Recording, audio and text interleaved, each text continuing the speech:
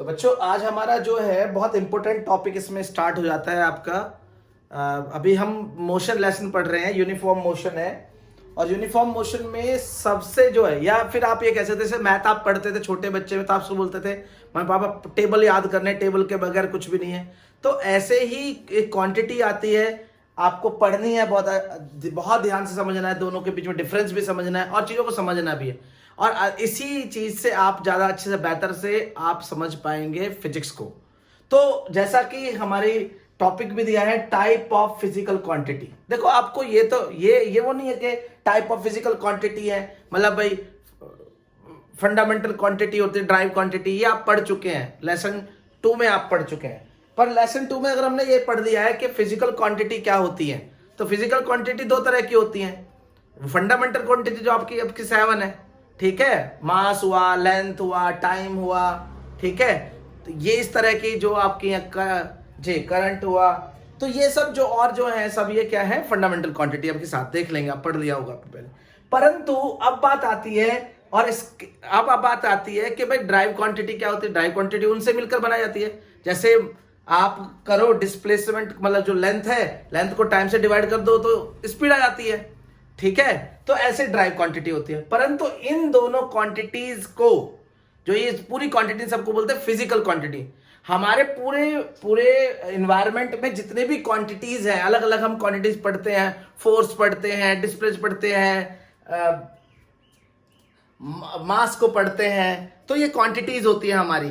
तो कुछ drive quantities होती है, कुछ आपकी जो है फंडामेंटल क्वांटिटी होती है। अब इन दोनों क्वांटिटीज को टाइप में बांटा गया कि टाइप ऑफ फिजिकल क्वांटिटी। आपने 9th में पढ़ा हुआ है, 10th में पढ़ा हुआ है, जब भी आप क्वांटिटी पढ़ते हो उसके बारे में एक बात लिखते हो, स्केलर और वेक्टर। अब बात आती है, दोनों बहुत इंपॉर्टेंट टर्म है और इन्हीं के बारे में, इसके बारे में तो पूरा एक 4th चैप्टर में काफी कुछ दिया गया है। इसे ना पढ़ें तो फिजिक्स नहीं आएगी। परंतु आज छोटा सा एक टॉपिक बताना है इसको, बाकी तो हम आगे पढ़ेंगे इसके बारे में। तो स्केलर क्या होता है भाई? तो जो हमारी क्वांटिटी होती है, फिजिकल क्वांटिटीज होती है, वो अलग अलग होती हैं। उसमें कुछ तो स्केलर होती हैं और कुछ वेक्टर होती हैं। अब भाई स्केलर क्या होती हैं? स्केलर आप कह सकते हो कि आपके पास मैग्नीट्यूड हो, आपके पास मैग्नीट्यूड हो। मैग्नीट्यूड मतलब है, मैग्नीट्यूड मतलब 5, 8, 9, 0.1, 1/2, √2, जो भी कुछ हो, एक नंबर हो, ठीक है, एक नंबर हो और उसकी यूनिट हो, सेंटीमीटर, केजी, ग्राम, ये न्यूटन, ये हो, तो इसे बोलते हैं मैग्नीट्यूड, ठीक है। परंतु अगर उसके पास डायरेक्शन ना हो, अगर उसके पास डायरेक्शन ना हो, जैसे आपने देखा होगा कि अगर मैं कहूं 5 kg, तो कभी भी आप ये नहीं कहो 5 kg किस डायरेक्शन में, कभी नहीं कहते। तो ऐसी जो क्वांटिटी होती है जिसमें डायरेक्शन की आपको नीड ही नहीं होती, उसे हम क्या बोलते हैं? उसे बोलते हैं हम स्केलर क्वांटिटी। क्या बोलते हैं? Scalar quantity. देखिए कौन कौन सी है। मास, मास में कोई डायरेक्शन की जरूरत नहीं। डिस्टेंस, डिस्टेंस को आप ऐसे कह सकते हो जहां पर आपको, आप चल तो रहे हो पर आपको पता ही नहीं आप कहां जाना है, आपको कहां नहीं चलना है। दारू पिया व्यक्ति जानते हैं आप, कई बार भूल जाता है। या और भी चीजें जहां पर डिस्टेंस आपको नहीं पता होता है कि भाई किस डायरेक्शन में चले, उसे डिस्टेंस बोल सकते हैं। डायरेक्शन पता होगा अलग बताएंगे। टाइम, टाइम के लिए अगर मैं कहूं भाई किस डायरेक्शन में 5 सेकंड किस डायरेक्शन में हो, तो ये कभी नहीं बोलता है। 5 सेकंड, 10 सेकंड डायरेक्शन पे इसका कोई बेस नहीं है, डायरेक्शन बेस नहीं होता time. Speed, work, volume, temperature, energy, ये सब ऐसी क्वांटिटी जिसमें डायरेक्शन की कोई जरूरत नहीं होती, आपको डायरेक्शन की नीड ही नहीं है, बस मैग्नीट्यूड आपको चाहिए। मतलब आपको मैग्नीट्यूड मतलब, आपको मैग्नीट्यूड मतलब होता है कि आपको एक नंबर चाहिए, उसकी यूनिट चाहिए, नंबर और यूनिट, मैग्नीट्यूड हो गया। परंतु वेक्टर की बात आती है, बहुत इंपॉर्टेंट टर्म है वेक्टर। इसमें क्या होता है, आपको मैग्नीट्यूड भी पता होना चाहिए भाई, मैग्नीट्यूड भी होना चाहिए और क्या होना चाहिए, डायरेक्शन भी होनी चाहिए। मैग्नीट्यूड और डायरेक्शन दोनों होने चाहिए, तब आप कहोगे कि हाँ भाई ये वेक्टर क्वांटिटी। जैसे एक एग्जांपल बताता हूं मैं। आपने कहा भाई फोर्स लगी,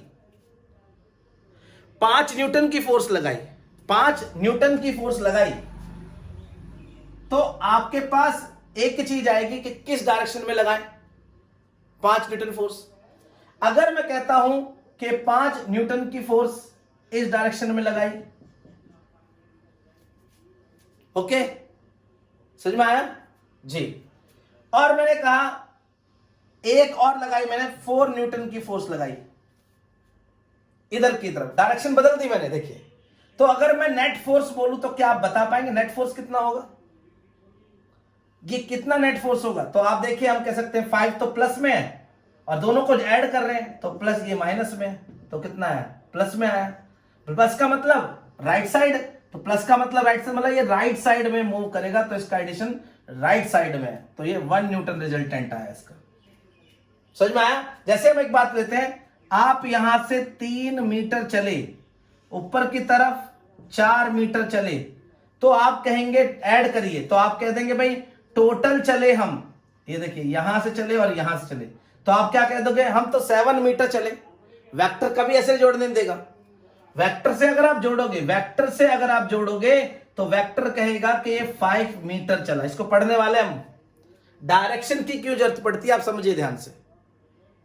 डायरेक्शन की जरूरत पड़ेगी तो इसे बोलते हैं डिस्प्लेसमेंट।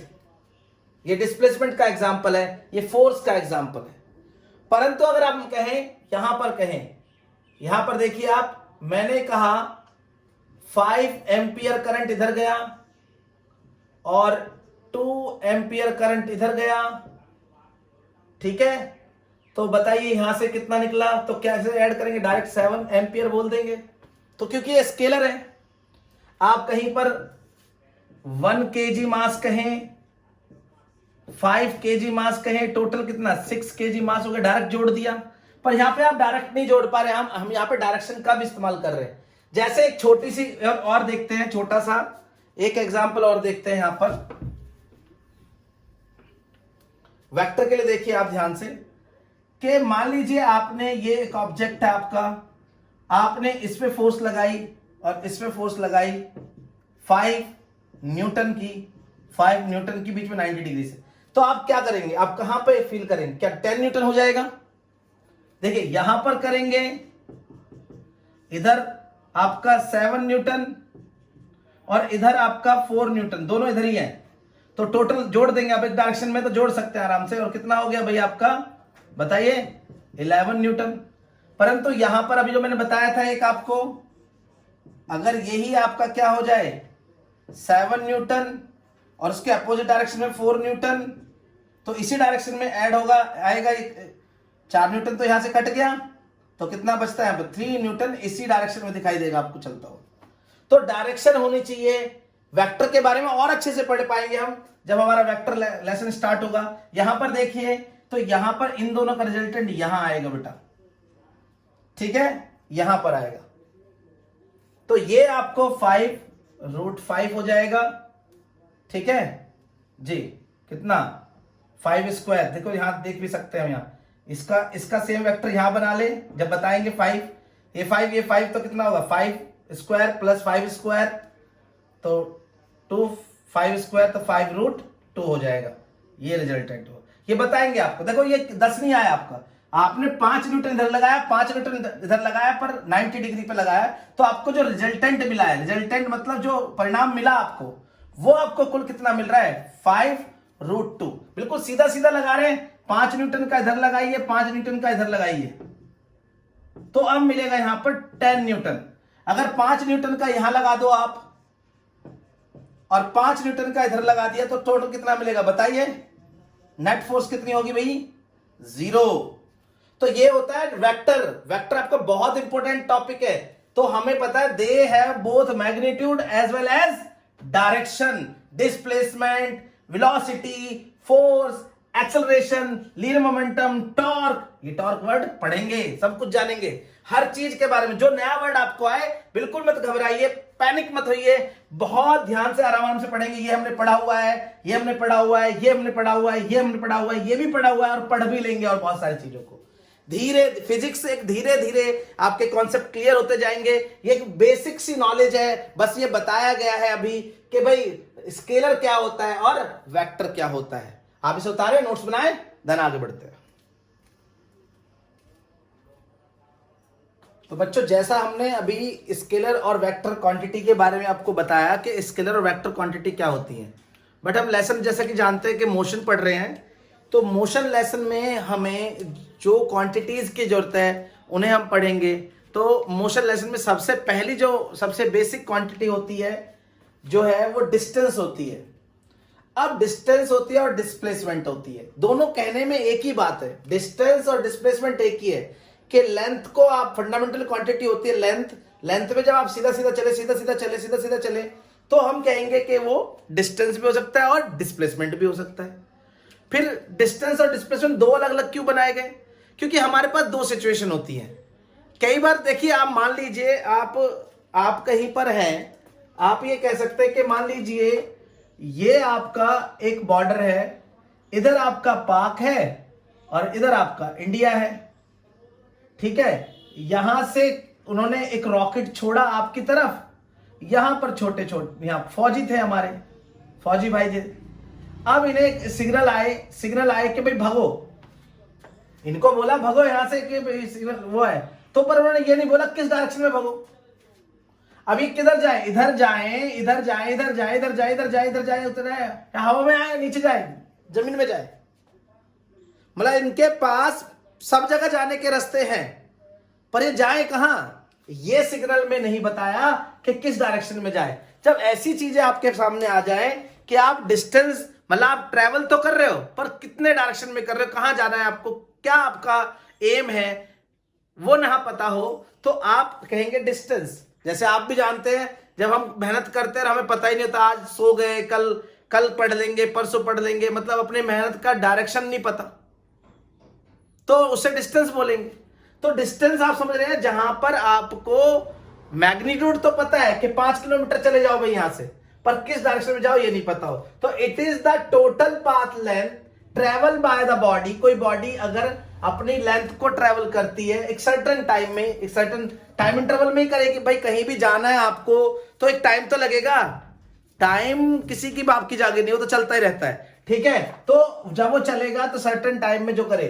अब बात आती है कि भाई उसकी कुछ बातें हैं, it is a scalar quantity, हमें पता है क्योंकि यहां डायरेक्शन नहीं होती, इट कैन नॉट नेगेटिव और जीरो। इस बात को समझे बहुत ध्यान से कि ये कभी भी क्या नहीं होती, देखिए लेंथ आपकी जो है it can not be negative और जीरो। भाई जब आप यहां पर है जीरो पर, यहां पर है, मैंने कहा 2 सेकंड 4 सेकंड 10 सेकंड 10 घंटे यही, तो डिस्टेंस हुआ ही नहीं। डिस्टेंस का मतलब चाहे थोड़ा सा भी आगे बढ़ो, थोड़ा सा भी आगे बढ़ो, पर आगे बढ़ो, इट्स कॉल्ड डिस्टेंस। तो it can not be negative और जीरो फॉर मूविंग बॉडी। जब कोई मूव बॉडी कर रही है तो मूविंग बॉडी जो है कभी भी क्या नहीं होगी, जो उसका डिस्टेंस बोला जाएगा वो कभी जीरो नहीं बोला सकता और नेगेटिव नहीं बोला सकता है। इट नेवर डिक्रीज, आप इसको डिक्रीज भी नहीं कर सकते, जब जो चीज चली गई आगे की तरफ तो वही आपको मेजर करनी है, ये भी एक बड़ा अंतर होता है। It's value is independent for position of origin. मान लो आप यहां लेके ओरिजिन यहां से ले रहे हो, भाई आपका मर्जी है आप ओरिजिन कहां से ले रहे हो, मैं यहां से रेफरेंस पॉइंट मान रहा हूं, यहां ए से यहां तक का, तो ओरिजिन को शिफ्ट कर सकते हो, इंडिपेंडेंट होता है ओरिजिन से, ओके। यहां लेके यहां ले सकते हैं। आगे आगे अगला है डिस्प्लेसमेंट भैया। तो भाई डिस्प्लेसमेंट क्या होता है, तो डिस्टेंस को मिटा दो थोड़ा सा मैं, तो डिस्प्लेसमेंट बहुत इंपॉर्टेंट टर्म आती है आपकी, डिस्टेंस भी है पर डिस्प्लेसमेंट के बारे में आप ज्यादा पढ़ेंगे। अच्छा जी ध्यान से देखिए कि भाई आपका डिस्प्लेसमेंट क्या होता है, आपको पता है कि ये क्या होती है, एक वेक्टर क्वांटिटी होती है, ठीक है। और ये होता क्या है, it is the shortest distance, it is the shortest distance between two position of the moving body. मान लो आपका एक बॉडी ये है, ठीक है, और वो ऐसे ऐसे ट्रेवल करके यहां पर आ गई है, ठीक है, तो ये इसका एक्चुअल पाथ है, क्या है, ये इसका एक्चुअल पाथ है। तो इस एक्चुअल पाथ को क्या बोलेंगे हम, इसको बोलेंगे डिस्टेंस, डिस्टेंस। और अगर मान लीजिए इसकी सबसे शॉर्टेस्ट डिस्टेंस ये ए है, ये बी पॉइंट पे पहुंची, और इसको हम बोलें तो ये जो हमारा क्या होगा, ये होगा शॉर्टेस्ट डिस्टेंस, मतलब डिस्प्लेसमेंट। तो ये डिस्प्लेसमेंट हुआ, समझ में आया। तो शॉर्टेस्ट डिस्टेंस को हम क्या बोलेंगे, डिस्प्लेसमेंट बोलेंगे। अच्छा ये बताइए, अगर हम कहें अगर एक्चुअल पाथ भी वही हो और डिस्प्लेसमेंट भी वही हो, डिस्प्लेसमेंट भी वही हो, तो अब यहां पर जो डिस्टेंस है वो इक्वल होगा किसके? डिस्प्लेसमेंट के।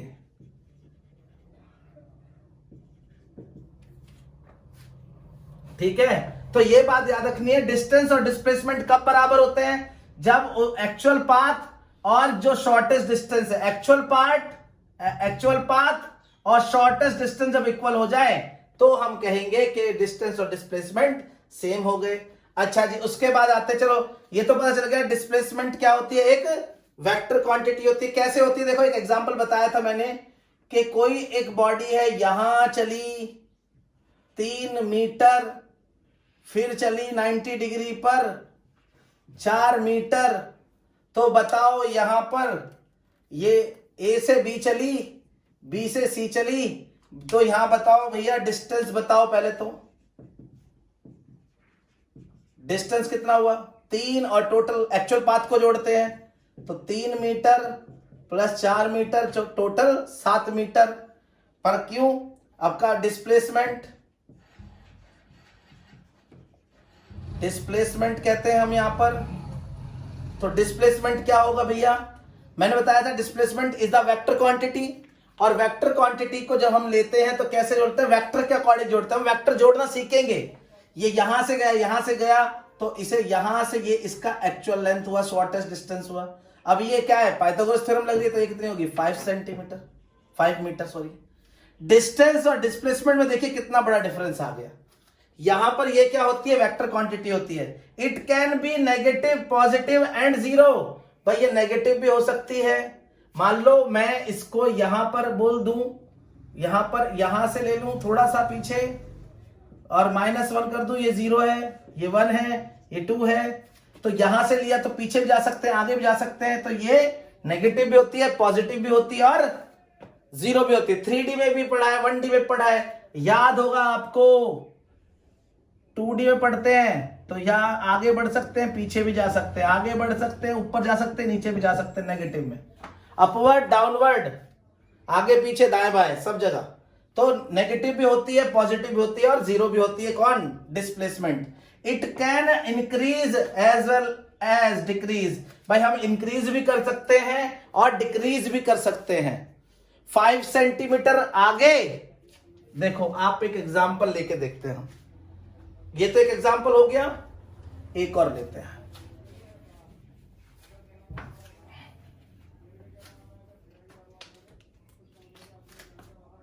मान लीजिए ये आपके पास है, यहां पर 0, 10, 20, 30, 40, 50, 60, यहां -10 हो गया, यूनिट -10 की है। ये हमने 9th में पढ़ा था। मान लीजिए कोई एक बच्चा यहां से चलता है। अब कहो भैया यहां से क्यों चला? यही तो बताया था अभी, डिस्टेंस और डिस्प्लेसमेंट दोनों ही क्या होते हैं? It's value is independent of position of the origin. Origin से उसका कोई मतलब नहीं है, कहीं से भी आप ओरिजिन ले सकते हैं। रेफरेंस, फ्रेम ऑफ रेफरेंस कहीं से, यहां से ले लिया। आपने क्या करा? एक बच्चा यहां से गया, बी तक गया, बी से फिर वो आया सी तक। ओके, पहले वो बी तक गया, फिर सी तक आया। तो सबसे पहले मैं अगर कहूं डिस्टेंस बोलूं, डिस्टेंस बोलता हूं मैं सबसे पहले, ध्यान से देखें,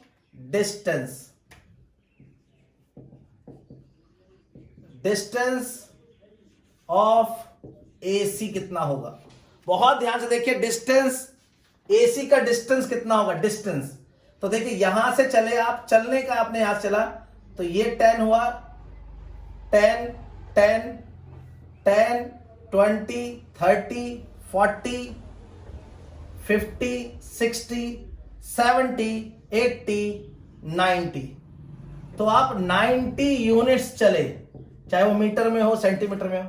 हमें पता है एक आपका जो बार है वो 10 यूनिट का है। तो डिस्टेंस ऑफ AC क्या हो गया आपका? 90 यूनिट। समझ में आ रहा है आपको ये बात? भाई यहां से आपने मान लिया तो कोई दिक्कत नहीं।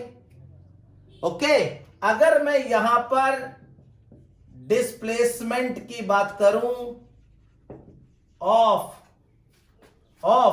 बताइए AC। डिस्प्लेसमेंट की बात करूं AC की तो कितना होगा। तो अब बात आती है कि मैं किसको जीरो मानूं। यहां तो आपने बिल्कुल, आप इसको जीरो मान लीजिए फिलहाल के लिए, आप इसको जीरो मानकर कर लीजिए या इसको जीरो मानकर कर लीजिए, वो आपको देखना पड़ेगा। बट यहां से अगर यहां से जीरो, यहां से रेफरेंस माना तो ये जीरो हो गया आपका एक किस्म से, पर नंबर लाइन के अकॉर्डिंग यही देखा जाएगा। नंबर लाइन के अकॉर्डिंग अगर देखें तो इन तीनों के बीच में डिफरेंस बताइए, ये और ये। फ्रेम ऑफ रेफरेंस किसको बोल रहे हो आप? फ्रेम ऑफ रेफरेंस किसको बोल रहे हो? इसको बोल रहे हो जीरो को। तो जीरो के अकॉर्डिंग क्या होगा, देखिए ध्यान से। पहले आपने क्या करा, टोटल डिस्टेंस निकालो यहां से, पहले यहां गए, पहले जीरो से यहां गए -30, फिर प्लस, फिर यहां से कहां आए, पूरा आए कितना, यहां से देखो यहां तक आए +30, इधर आए तो +30 और इधर गए तो +30। भाई यहां गए तो -30, यहां आए तो +30, यहां आए तो +30 और फिर कहां गए, फिर माइनस गए कितने 30। तो अब देखिए कितना आया आपका। तो क्या हुआ आपका, इससे ये कट गया, इससे ये कट गया, तो आप कहां आए, जीरो पे ही आ गए। अगर हम जीरो के अकॉर्डिंग कहें तो, जीरो के अकॉर्डिंग कहें तो फ्रेम ऑफ रेफरेंस, और इसके अकॉर्डिंग कहें कि ये कितनी दूर है, ये किसके अकॉर्डिंग था, ओरिजिन के अकॉर्डिंग, और इसके अकॉर्डिंग ए के अकॉर्डिंग अगर हम कहें तो यहां से देखो ये, यहां से ये और ये, तो कितना हुआ 30 यूनिट्स। अगर फ्रेम ऑफ रेफरेंस इसको ले लेते हैं हम, फ्रेम ऑफ रेफरेंस इसको लेते हैं, समझ में आया। अगर फ्रेम ऑफ रेफरेंस इसको लें तो क्या होगा, देखिए इसको लें, चलिए इसे लेते हैं फिर से, ये जीरो हो गया, चलिए इसको लिया ऐसे। फ्रेम ऑफ रेफरेंस यहां भी किसको लेते हैं हम, जीरो को लेते हैं, तो बनाते हैं distance of AC।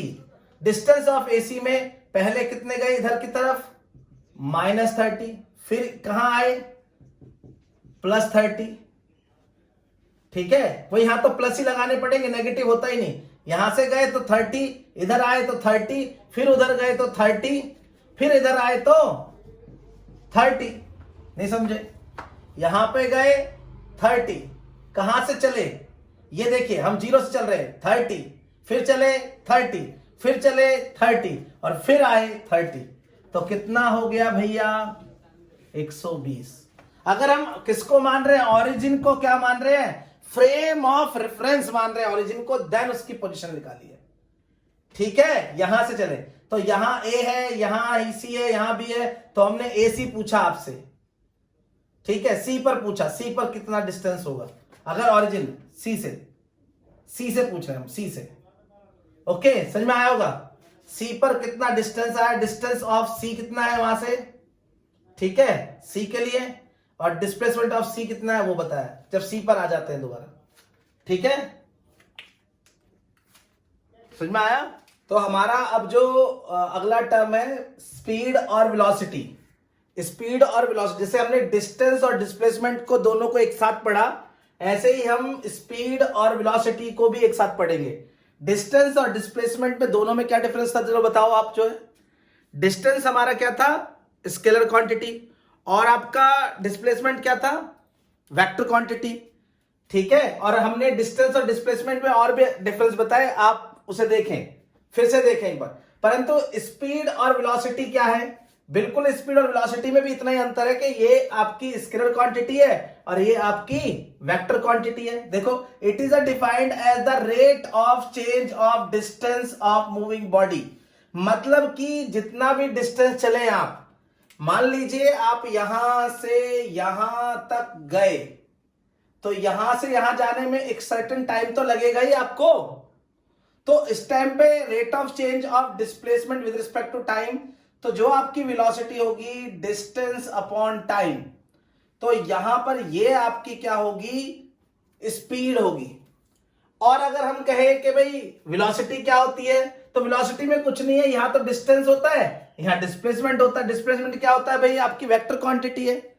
Vector quantity मतलब क्या होता है कि वो जीरो हो सकती है, वो नेगेटिव हो सकती है, वो पॉजिटिव, पर डिस्टेंस क्या होता है, हमेशा पॉजिटिव ही होता है। तो इसका मतलब आपका जो स्पीड आएगी पॉजिटिव आएगी, कभी जीरो नहीं आएगी।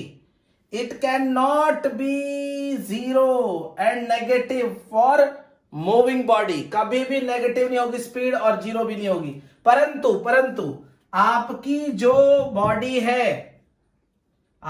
बॉडी है वो नेगेटिव हो सकती है वेलोसिटी निकाले जब आप इसी बॉडी की। देखिए एक एग्जांपल लेते हैं इसका, ये समझ में आया? एक एग्जांपल लेते हैं नेगेटिव कैसे होता है भाई। मान लो आप यहां पर ओरिजिन है, यहां पर 1 है, यहां पर 2 है, यहां पे 3 है, -1 -2। चलिए आपने क्या करा कि आप यहां से चले, यहां गए, फिर यहां से यहां आ गए, चलो यहां आ गए, यहां पे पहले ओ पे थे, ए पे थे, फिर बी पे आए, ठीक है? तो आपकी यहां पर जो डिस्प्लेसमेंट होगा वो कितना होगा भाई? जहां से आपने चला और जहां पे आप खत्म हुआ, कैसे भी घूम के आओ कोई दिक्कत नहीं, पर यहां से आपने स्टार्ट किया, यहां पे आपने फिनिश किया, तो क्या होता है? फाइनल माइनस इनिशियल पॉइंट, तो आपका क्या आ गया? -2। अब इसमें टाइम लगा होगा जरूर, मैं कहता हूं भाई इसमें लगे आपके 2 सेकंड ऐसा करने में, ठीक है? तो आप देखो 2 सेकंड लग गए आपके, तो आपकी वेलोसिटी क्या हुई? इसका मतलब वेलोसिटी होती है डिस्प्लेसमेंट अपॉन टाइम।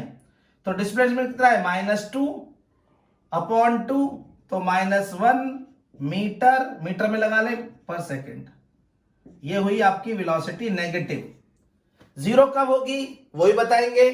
तो ये दोनों आप ध्यान रखें, स्पीड क्या होती है? डिस्टेंस अपॉन टाइम, और वेलोसिटी क्या होती है? डिस्प्लेसमेंट अपॉन टाइम, ठीक है? जैसे हम देखिए दोनों के एक एग्जांपल लेके भी देखते हैं, ध्यान से देखें। जैसे हम स्पीड में बात करें,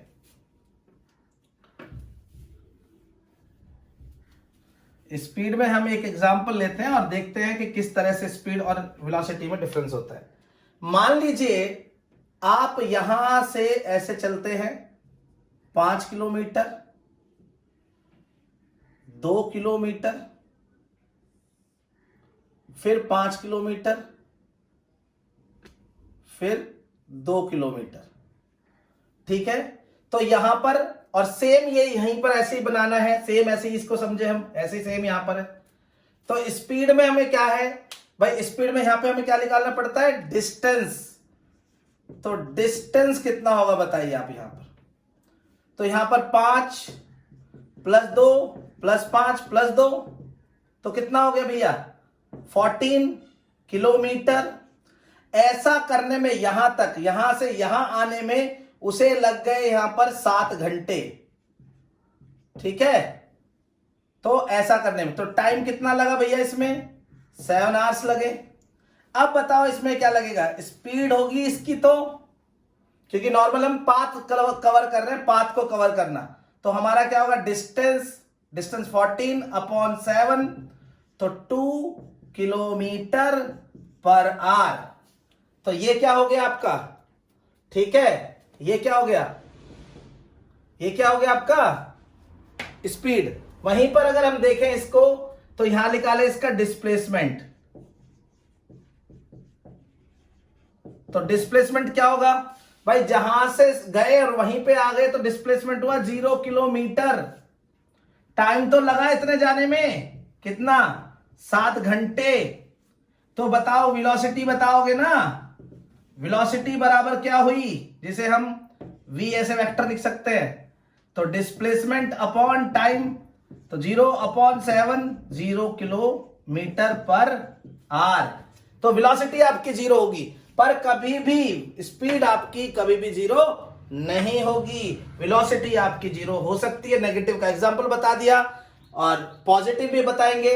जैसे अब मान लीजिए यहां पर एक पॉजिटिविटी ले ले, ऐसे करके थोड़ा सा और अच्छा दिखाई देगा। ये भाई आपका 3 किलोमीटर, मैं पहले भी एग्जांपल बताया था। ये आपका 4 किलोमीटर, यहां गए ए से बी और फिर सी गए।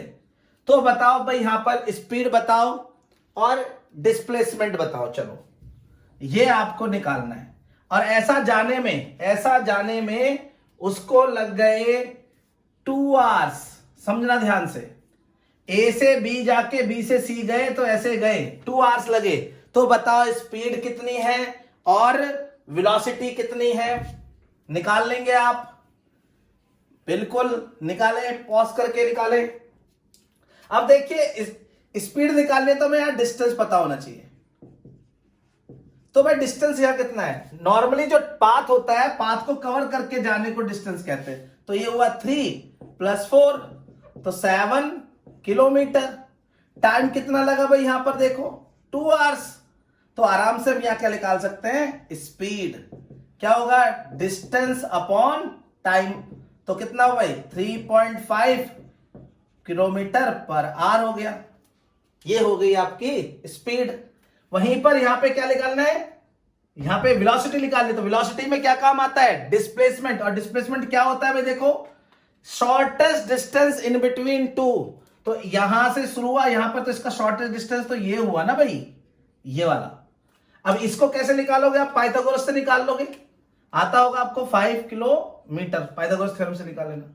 अब देखो हमें मिल गया, तो हमें डिस्प्लेसमेंट मिल गया भैया। डिस्प्लेसमेंट में एस लिख दूं, एस वेक्टर 5 किलोमीटर, टाइम कितना है 2 आवर्स। तो अब हम वेलोसिटी निकाल सकते हैं, क्या होता है डिस्प्लेसमेंट अपॉन टाइम 5/2। तो कितना है 2.5 किलोमीटर पर आवर्स। देखो स्पीड में और वेलोसिटी में कितना डिफरेंस, समझ में आया। तो velocity is the vector quantity, इसलिए अलग तरह से ऐड हो रही है, अलग तरह से कैलकुलेट हो रही है। और speed is the scalar quantity, इसलिए अलग तरीके से कैलकुलेट किया जा रहा है। ओके, उतारो। और अभी 1-2 क्वेश्चन और न्यूमेरिकल आएंगे तो वो भी करना। तो बच्चों अगला टॉपिक है हमारा टाइप ऑफ स्पीड। बहुत ध्यान से इसको टर्म को सीखना है। इससे पहले आपने, अच्छा टाइप ऑफ स्पीड आप करो या टाइप ऑफ वेलोसिटी, बस डायरेक्शन का थोड़ा अंतर रहेगा, जो मैं समझा रहा हूं उसको समझना है। ओके, इससे पहले आपने वेलोसिटी पढ़ लिया है, मतलब वेलोसिटी स्पीड पढ़ा है, और उसी में हम आगे बढ़ रहे हैं एवरेज स्पीड और एवरेज वेलोसिटी के बारे में जानने की कोशिश करेंगे टाइप ऑफ स्पीड में। सबसे पहले यूनिफॉर्म स्पीड क्या होता है भाई, एक आप सर्टेन इंटरवल ऑफ टाइम में सेम चलें। मैंने पहले बताया 1 आवर में आप 20 किलोमीटर चले, फिर अगले 1 आवर में फिर आप 20 किलोमीटर चले, फिर अगले आवर में 20 किलोमीटर चले, सेम 1 आवर में आप 20 किलोमीटर चले, तो आपकी जो स्पीड होगी सीधा सीधा आपको दिख रही है भैया, हम 20 किलोमीटर पर आवर चल रहे हैं। ठीक है, तो ये होगी आपकी यूनिफॉर्म स्पीड।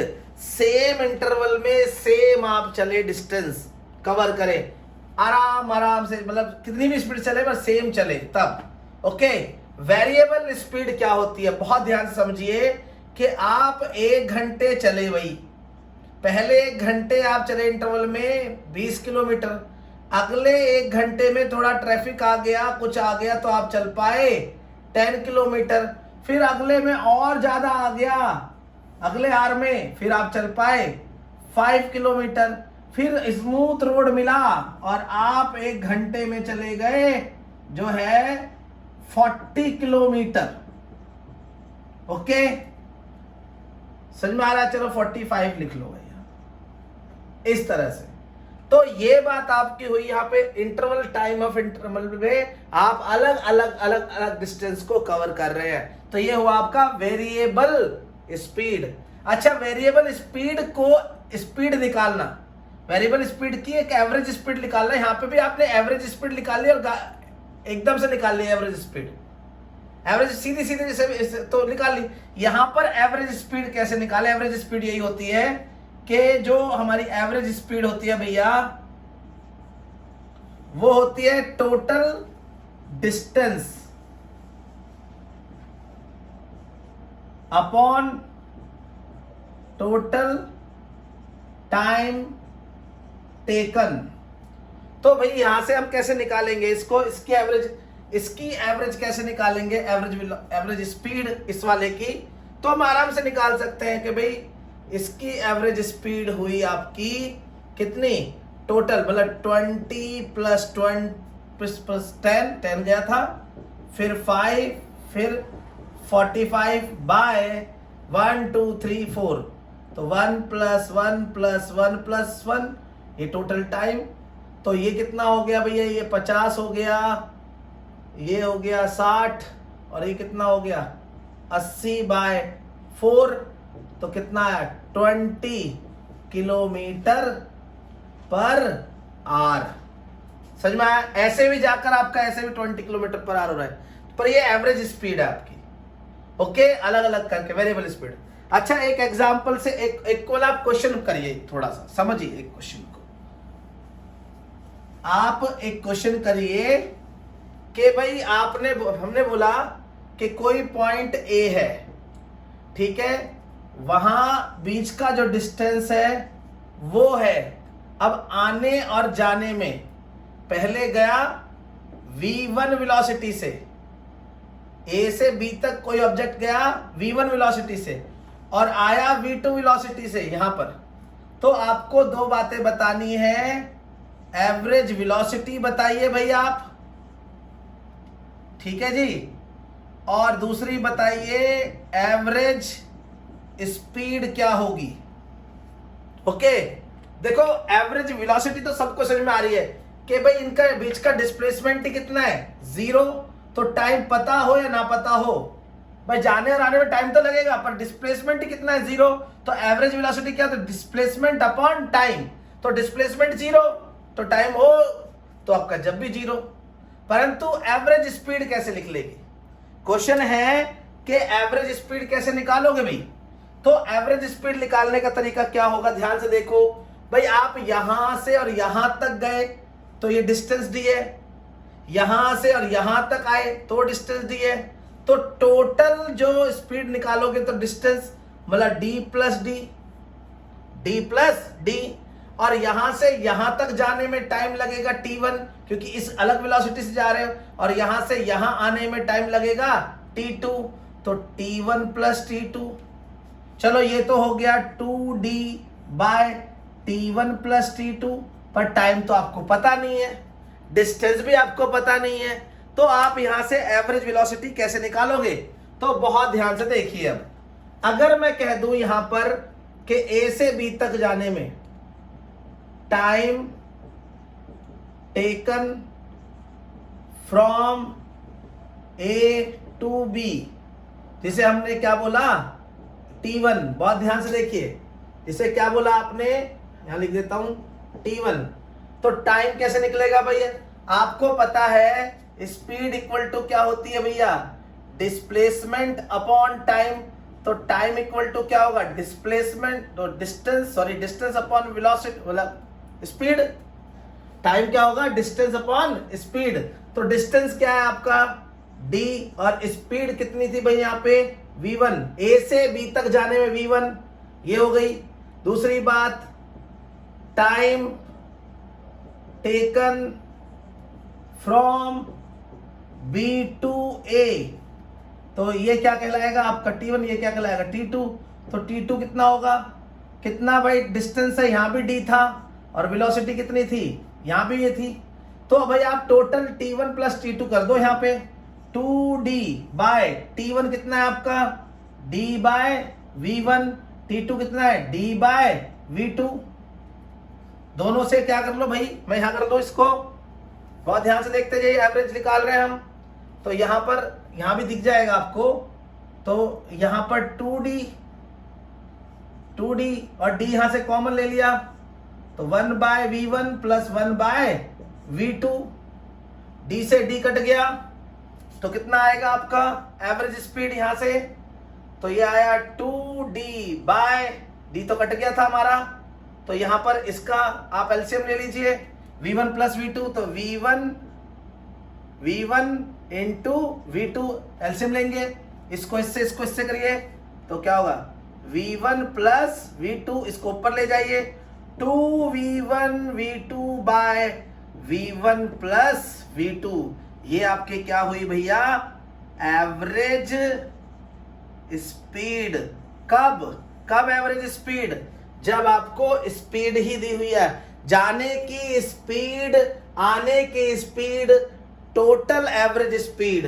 बच्चे यहां पर गलती क्या करते हैं, आप इसको बहुत ध्यान से उतारेंगे, बहुत ध्यान से उतारना है इसको, ये कई बार पेपर न्यूमेरिकल्स में आता है, जैसे हम ये कह दें, एक इसी में ले लेते हैं कि भाई आप यहां से यहां तक गए, यहीं पे लेते हैं इस वाले में,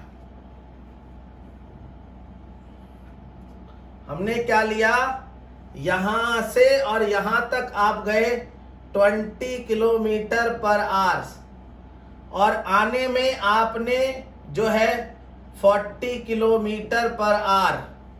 तो आप यहां से डायरेक्ट निकालेंगे एवरेज स्पीड। जो बच्चे करेंगे भाई दोनों को जोड़ दो बटे 2 कर देते हैं, तो 60/2 30 किलोमीटर पर आवर। समझ में आ रहा है? परंतु ये नहीं है, आपने एक फॉर्मूला ड्राइव कर लिया आने और जाने का, क्या था, 2v1 v2 bye v1 plus v2। तो क्या था, 2v1 कितना है भैया, v1 कितना है 20, v2 क्या है 40 बाय 20 प्लस 40, क्या आएगा आंसर, तो 2 इंटू 20, बाद में काट लेंगे कितना 60, तो ये 0 से 0 कट गया, ठीक है, तो ये कितना आया 2, ये 3, तो कितना हो गया भैया 2 4 4 2 जा 8, 80 हो गया, और बटे 3 हो गया। तो इसको डेसिमल में निकाल लो, इतना हुआ किलोमीटर पर आवर। तकरीबन आप निकालो इसको कितना हो जाएगा, तो बहुत मतलब 30 तो नहीं होगा, 30 से कम आएगा ये, ठीक है, निकाल लो आप। 2 3 जा 6, ठीक है, तो 2 गया, 2 6 जा 18 और 6 ऐसे किलोमीटर पर आवर। देखो उससे और इसमें अंतर हो गया, तो इसलिए बच्चे गलती कर देते, तो ये हमारा हो गया गलत और ये आएगा सही। तो एवरेज स्पीड आने और जाने की अलग अलग स्पीड से हम इस तरह निकाल सकते हैं, तो बहुत ध्यान से रखना, याद आपको, ओके।